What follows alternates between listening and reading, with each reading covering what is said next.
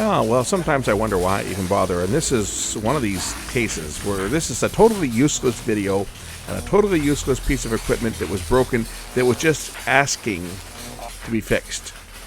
So let's check out and see what I got. One of my neighbors was cleaning out his kids' room. His kids moved out, and they're cleaning up the place, I guess getting ready to put the house on the market. They found this old JVC Ghetto Blaster RCX240 AM/FM cassette and CD.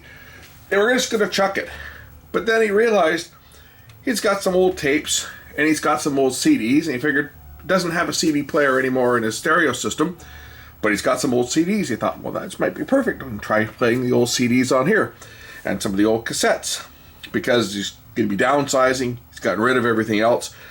Shows up with it and said, hey, can you take a look at this? See if you can make it work. I'll put a couple dollars in it. I don't want to spend a lot of money, because you can buy one of these things for, probably $30 in the secondhand store. I said, sure, whatever. Let's see what's wrong with it and see whether it can be made to work, because it might make an interesting project. So as you can see, it's got a fair bit of dust because it's been sitting for several years unused. And he basically said, if you can fix this thing, do it. Otherwise, you can just keep it. So we're going to try and get it going. I'm not going to make any money on this. The only money I'm going to make is from you guys watching it. So let's first of all plug it in and see whether it will work. No battery cover on it, as we notice here, but we do have a power cord, and it is a polarized cord, but fortunately a regular non-polarized cord. One that's in pretty bad shape too, I might add. Will fit. First, let's see what it does. It's got a standby light. That's a good sign. Let's turn on the tuner.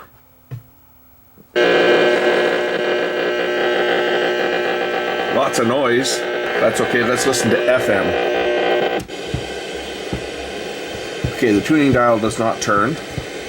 That's problem number one. Looks like the lid is jammed on here too. So the CD does not open. That's problem number two. Let's try tape. Will the tape work? Will 1 out of 3 things work on this unit? Let's see. Open sesame. Oh! Oh man, this thing's been sitting so long. It's got spider webs in it. Check it out. Like, it's got a cocoon in here. This thing's been sitting so long. It's got a cocoon in it. Wild. I've never seen that, Let's clear that out. And we'll see whether this thing will actually do anything. That's hilarious. That's hilarious. It's got a I don't know, it's a spider's cocoon or what it is, but it's got a cocoon of some type in there. I have to ask him where he had this thing stored. I'm sure it was in a closet somewhere. As I say, my neighbor was just cleaning the place up, getting ready to sell the house and move into a condo, and he found this in his kid's old room. And by kids, his kids are probably in their 40s now, so it's not like they're young. This was something that was left behind when the kids moved out, went to college, and moved out on their own. And he also said, if he could get it working, he was going to give it back to his son for his grandchildren so they could have something. So that was another reason he wanted me to see if I could just take a quick look at this thing and see if it will work. And that's a text message coming in from a buddy, I'm sure, who's right now at an estate, and he's finding all kinds of stuff. Ooh. I'm getting all kinds of toys. I said, hey, any AV equipment you find, bring to me. And I don't know if he's going to bring me this or not. This would be kind of cool. My buddy's at an estate right now, and he sent me a picture, and that looks like an old Edison record player. And I said, yes, I'll take it.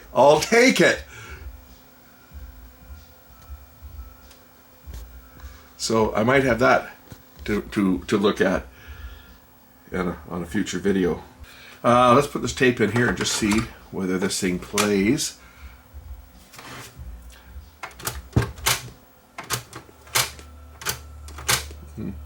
Doesn't seem to do anything, does it?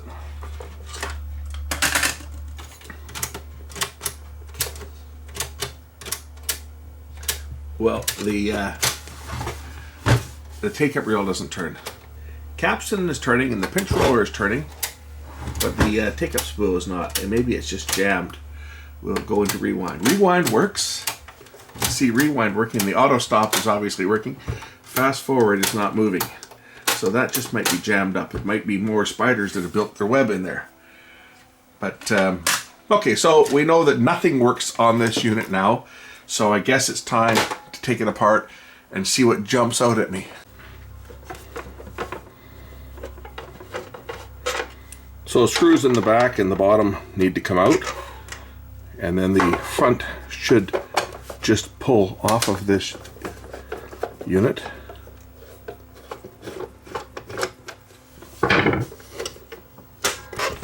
That should, if I open up the front cover here, this should pull apart like this, which it does. And the speakers unplug over here. Okay, now with the front off this unit, 3 ohm speakers, maximum 5 watts, made in China. As is this whole unit, I would imagine. Let's inspect it first. So first, let's just lift out the radio module. It should just drop down. I may have to pull the knob off here. I think it comes out. Well, it just comes out like that. So there's the radio module. This is kind of a modular design, which is kind of neat. I can unplug a plug here. The antenna plugs in back here. A modular design ghetto blaster. Who would have thought? So why is this radio tuner not tuning? I think it's probably the gear is not meshing. Ah, it's broken. That's why. The dial is broken. So what this does, here it is. It's broken right here. So what this does is this turns a gear, but it also the actual this turns.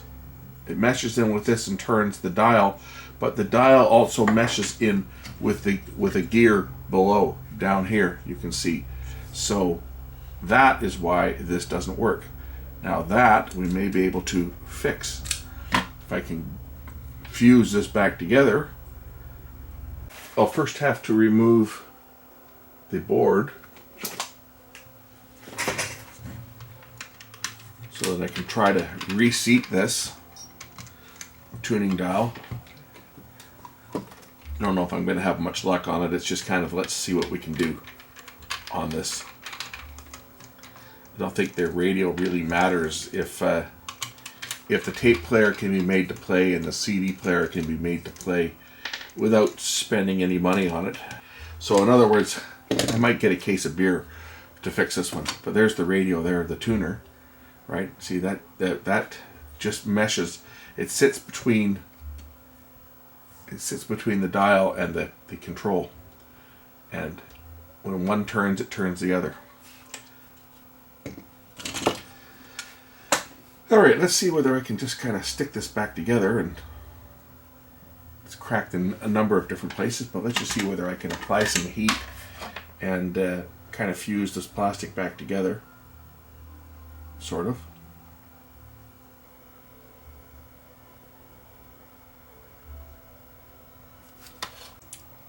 So after melting the pieces back together with my soldering iron, let's try and reassemble the tuning dial.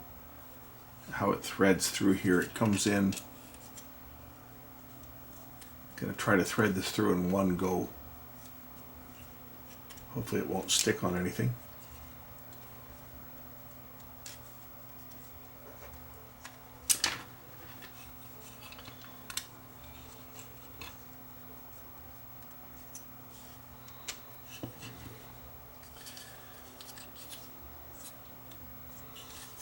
Put the knob in and pull it in place. There. That's how the knob turns it to tune the dial, to tune the station, and then that meshes with the Okay, that switch sits in there like this. This fits on here. That's to operate the AM/FM switch, which is right there.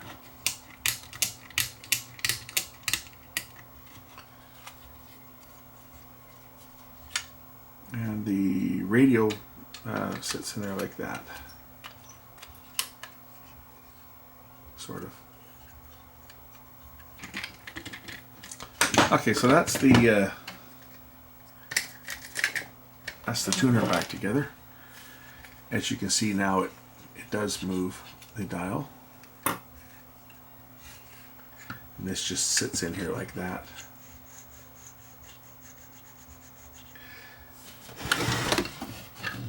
The antenna plugs in here.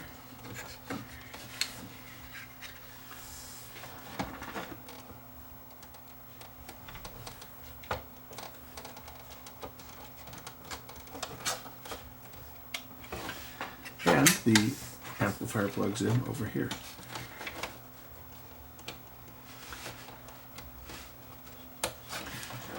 And the radio module just plugs back in like that. It just sits in place somehow like this. See, it sits in just like that, but there's a screw that's missing. I wonder if I can find a screw just to hold this in place, or steal one from something else just to hold it in place.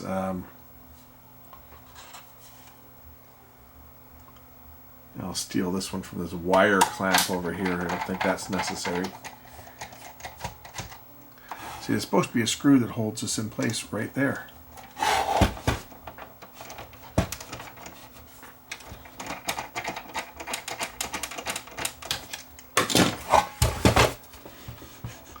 Okay, let's see if this radio works now. My buddy just came over today and brought a bunch of stuff over for me to have. He got it on a state that was going to go in the garbage. And one of the pieces he brought me was a B&K television analyst.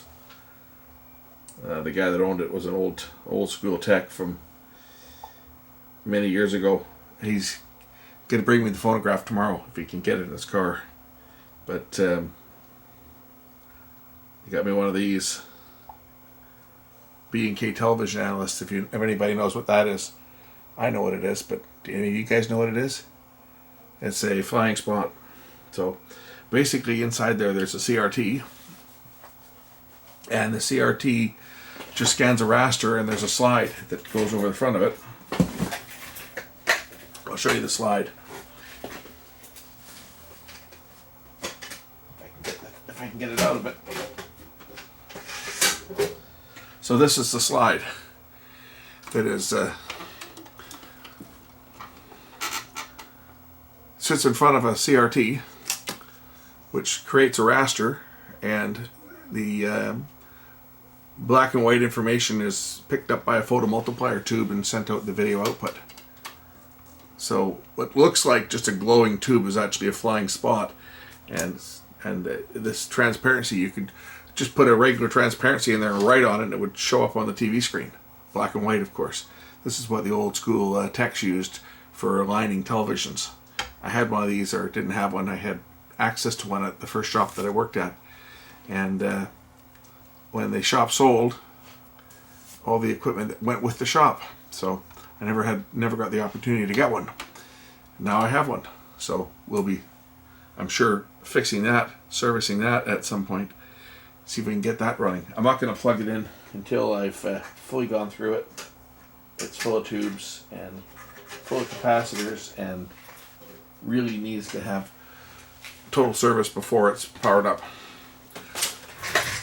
I'm pretty sure it probably does not work, so that'll be something that'll be done on a future video. So you guys can look forward to servicing an old B&K television analyst piece of gear that when I learned television back in the tube days, we used one, and only used it very, very sparingly. It had the ability to generate the horizontal drive for horizontal output tube and the vertical drive, so you could drive a set that was dead, and you could drive the horizontal and the vertical with it, and of course generate IF and generate the VHF band channel through 13. You You could tune it anywhere. Let's see if this thing here does anything now. Which button for the radio? This one? Tuner.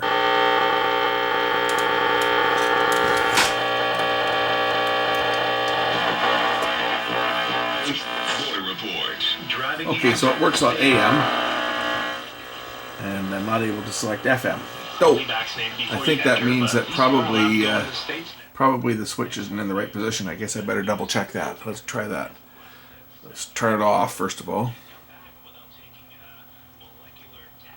So that's great news for cross-border travel and shopping if you're only going for even a day. Now, if you're extended stay past 72 hours, you will need that test upon return. Now, You know, it's pretty funny because I talked about this last week. For coming back to Canada, you need to do the ArriveCan app on your phone. And on the news tonight, all the people that got caught and sent back to the States to do their paperwork on their phone. One thing at a time, right? Fix one thing at a time.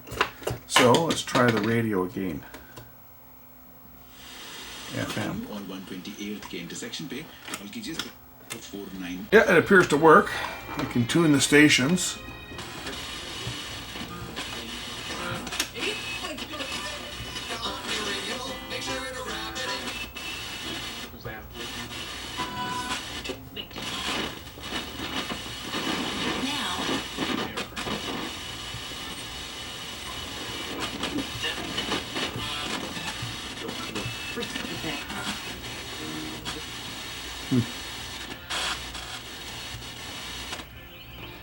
So that appears to work. That should hold for a while. I hope. I don't know how long it'll hold for, but I'm hoping it'll hold for a while. It doesn't really matter. Just the radio. He was more interested in getting the tape to play and getting the CD to play. And again, I don't know whether we're going to get that part going or not. This button seems to be stuck. I think maybe somebody's had this apart, but there's all kinds of corrosion on here too. Let's see what's going on with the tape deck. So the take-up spool is not turning. If I put it in the fast forward, nothing happens. It's like the take-up spool is completely seized.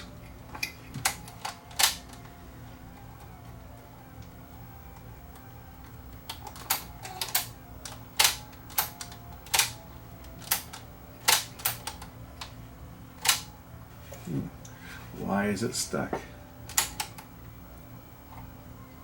Makes one turn and then sticks again. I think we have to take this hub apart and see why it's sticking. Is there something in the teeth? Might be something in the teeth. I bet you that's what it is. I bet you there's something jammed in the teeth. There's another gear that meshes here. You see this gear here? I bet you there's something jammed in the teeth. Let's just see if we can see anything. Ah! Yes, I can. I don't even have to take this apart. Take a peek. Can you see the problem? Right there. It looks like a little rock, little grain of sand is stuck in the teeth right there. I wonder if that will fix it. Let's get the dental pick out and see. So I'll try to kind of turn this up so you guys can see what I'm doing. You see what we're looking at here? We're looking at this little grain of sand. Sand. This must have gone to the beach. Loved it when people took their ghetto blasters to the beach. We used to do a lot of removing grains of sand from teeth of gears. And now the gear turns freely. And the hub turns freely. Let's see whether that tape deck will work. Look at that, the head. Well, it doesn't look like it's got that much wear on it, but the pinch rotor looks to be in okay shape. So you never know, this thing might actually play a tape. Let's grab a tape and we'll see if it plays the tape called Foobar. And then we just have to figure out the CD player. But tape in and play.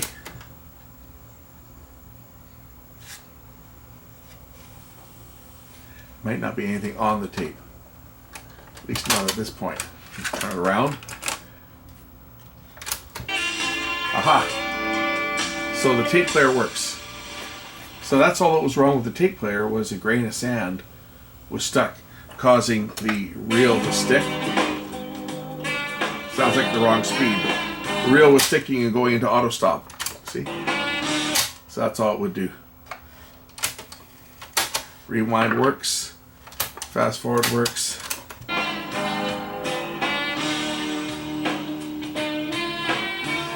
Sounds a little on the slow side, but we can deal with that later.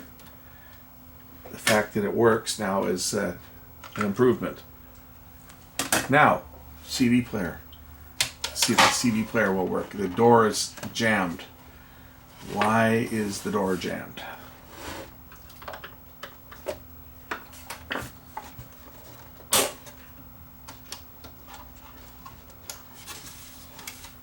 Button's not working here. So the eject button should have a spring, I think, that pushes it back up. And it's not. There's the latch. When you push down the latch, you'll see that the latch does in fact move. But that latch should spring back, I think, like that, to hold the lid shut. And it's not. So maybe there's a spring broken or something. We'll remove the CD portion of this, however it comes out. Should be a couple screws to remove the front and the CD portion. Check that and see whether that's the only problem.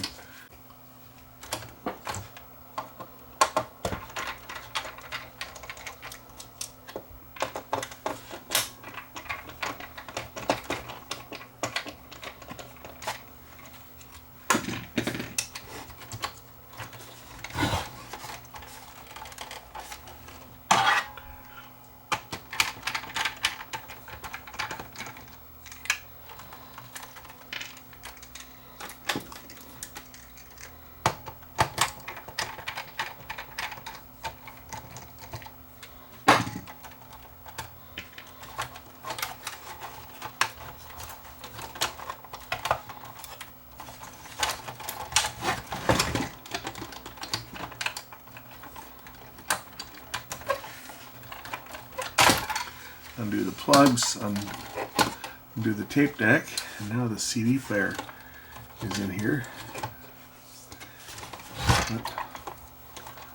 What is wrong with this? What holds this piece in place?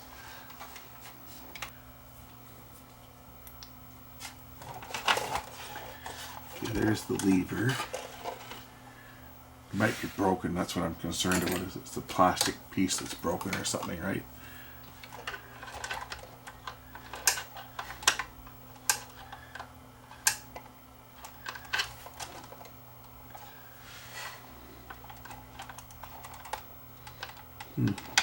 Gonna try and lift the lever out. Okay, there's the lever. Might be easier if I remove the radio tuner again.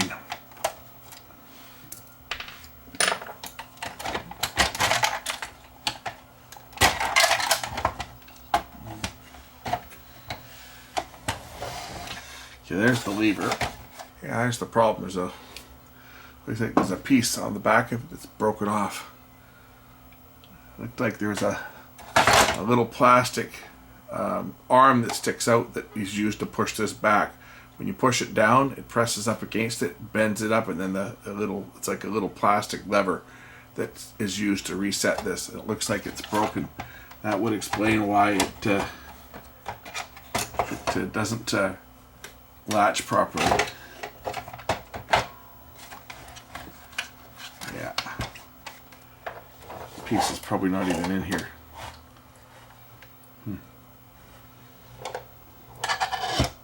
Oh well, I guess that piece isn't going to be fixable. Don't suggest 3D printing it, or I'll tell you where to go and how to get there. I'm thinking make my own lever out of a piece of a plastic zip tie. Looks like it's broken off the back there, so why don't we just make our own? We'll just fuse it on there with my Trusky soldering iron and melt the pieces of plastic together to form a little lever that will push this thing back. What it does when you push the button to eject it, it pushes the lever this way. So this little foot is going to have to give some spring to push it back the other way. So if I stick this on the back side of here and fuse it together, then I might be able to make a little spring that will work to reset this clip. Now this might work and it might not, but we're never going to know until we try. Again, I can't put any money into this thing because I'm not making any money on this thing. I'm just getting nothing for it. So this is just more of a, let's see if it will work. And we'll use the good old soldering iron for something other than soldering. We'll use it for melting plastic. Creating cyanide and cyanide gas or all the other nasties that melting plastic produces. And then we'll fill this up with some glue to give it a bit more strength. So there's that. That's kind of stuck together.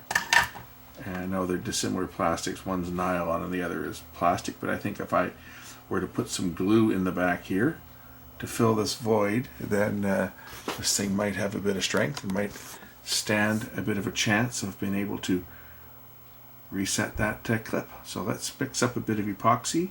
We'll put some epoxy in here to fill that void and see whether this clip will do the job once it's set up. Got some JB Weld. Gonna mix it up.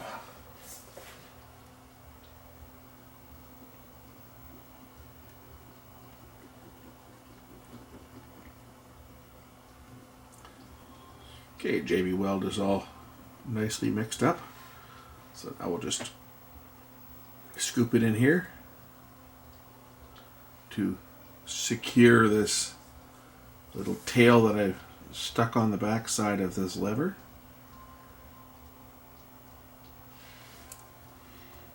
This will give it more strength than just the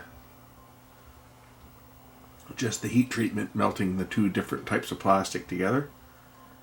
This should give it some strength, and we'll see whether my little modification will work for opening that CD compartment. The lever has dried. This should, I think, provide plenty of tension to close this clip. So let's try to replace it back into the cabinet. And probably easier to take it out than it's going to be to put it back without removing the whole mechanism, which I really don't want to do, just because I got to pull the board out to do it. So let's see if I can get this lever back in place.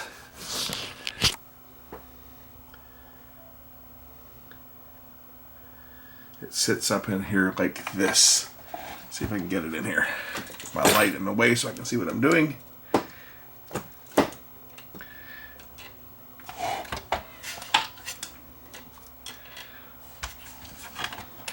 And to think that we used to actually have to change these things when these units were new. I had to do them under warranty all the time, and we had to fix these things for people. You know, we're paying $40 to fix these things. And all the hassle we had to go through to fix this crap. Why my assistant used to get so frustrated because I gave him all this crap to work on. Just snap in like this. And there we go. Just got to snap it in over top of this little clip here.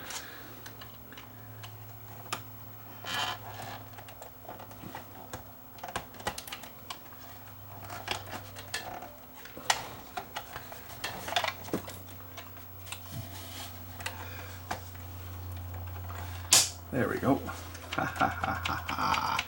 Ha ha ha ha ha. That's what it's supposed to do.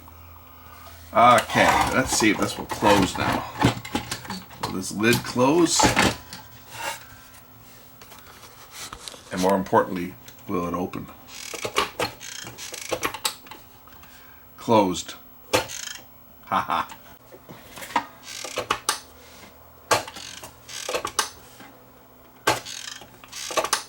Well, I hope that holds. That's all I'm going to do to it. I'm going to put this thing back together, and we'll see what happens once I start putting all the plugs back in on this unit. We'll see whether this thing's going to work. At this point, I don't even know whether the CD player works on it. If the CD player doesn't work, this is kind of all for wasted time, right? But it was just something to do. And figured I'd show you guys what one of these pieces of crap looks like inside. Because it's not likely that anybody's ever going to fix one of these things ever again.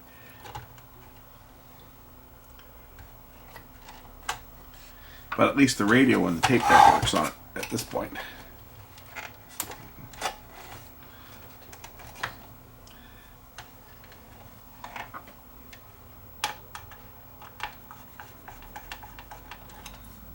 I know the tape deck speed might not even be correct.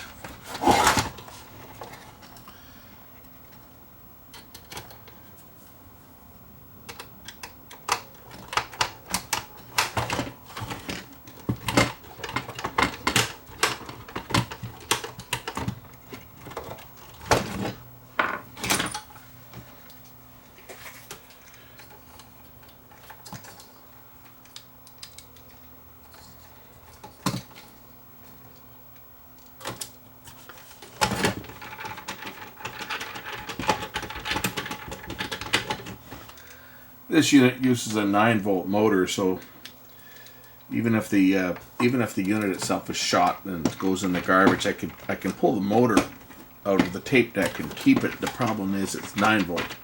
Most tape decks use 12, so if it ever has to be used in a tape deck, I have to do what I did the last time. I used a 9-volt motor in the tape deck, put a dropping resistor on it.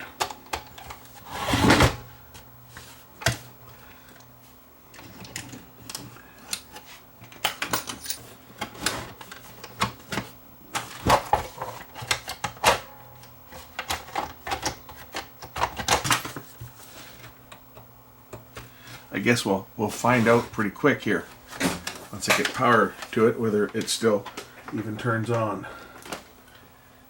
Okay, power. We'll put the radio on. That part works. Okay, CD player. That part opens. The moment of truth. Is this going to play a CD? Yes or no?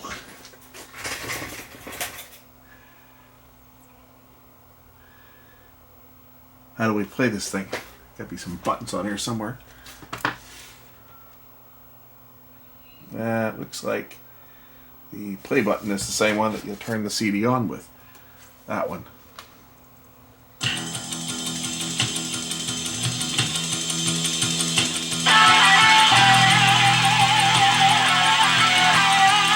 So the CD player appears to work, and the eject button, now that I've fixed it, also appears to work. Excellent. Let's just take a listen to the tape deck here on one that I know is recording the correct speed. This one. We'll see how it sounds and see how far off it is. Actually, you know what? It sounds fine.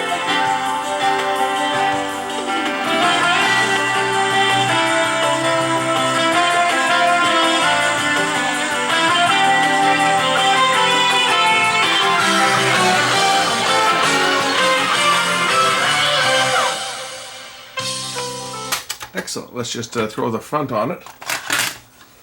See how it sounds with the front cabinet on. Just slip in place like this. And drop the tape back in. That sounds a little bit better.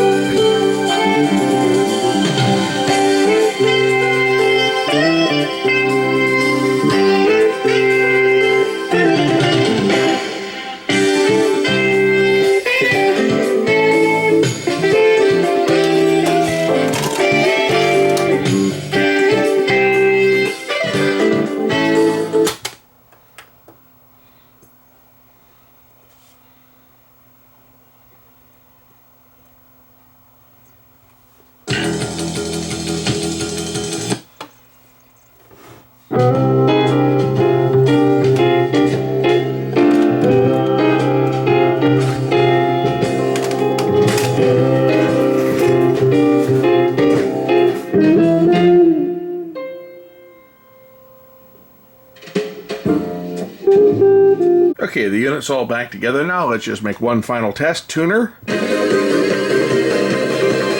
CD.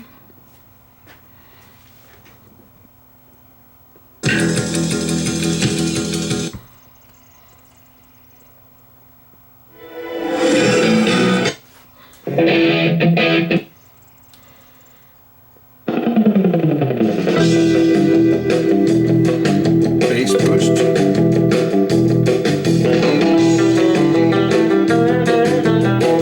Yep, CD works. We're stop on here. Stop. And I don't want the disc to fly out when I pop it open. And the tape.